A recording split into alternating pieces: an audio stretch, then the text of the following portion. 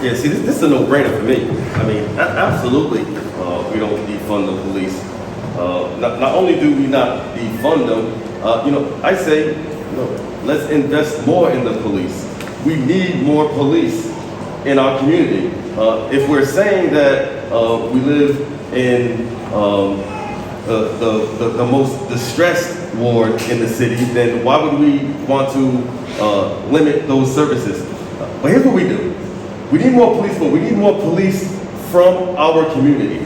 We need more police that look like us, that come from where we come from, so that way they can better understand us when we get pulled over, and more importantly, when they pull our youth over.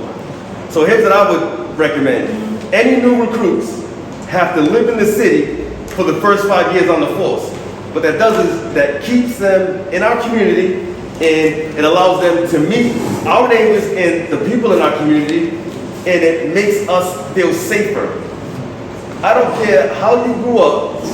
I don't care how tough you grew up. I don't care if you're from the I don't snitch generation, and I'm very much 90s hip hop. I absolutely would feel safer knowing there's a cop living next door to me.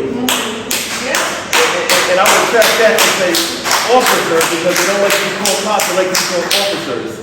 But the only exception to that with regards to new recruits is if you're actually from Providence and you graduated from a Providence high school, that would be the only exception, and that's because you've been in Providence throughout your schooling, and obviously you already have an understanding as to the way these young folks move and shape.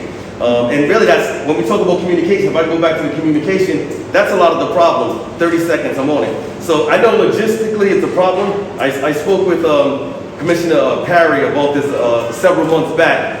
But here's what I'd like to see. And granted, I understand there's some logistical matters, but it can work. Peer-to-peer policing. And here's what that is. If someone 16, 17, 18, 19, 20, in that range, gets pulled over by an older cop, the cop can detain them, but then they should wait for a younger officer, 20, 25, so that way they have a better understanding in communication. And on the opposite side of that, when a 20-year-old officer pulls over someone older, we should wait for an older officer to get there, because older folks, like I'm 44 years old, and for a 20-year-old officer to tell me to sit down on the ground is kind of a hard pill to swallow. Now, I want to respect them because I want them around and I want them to keep us safe. But it's something that we need to consider. Thank you.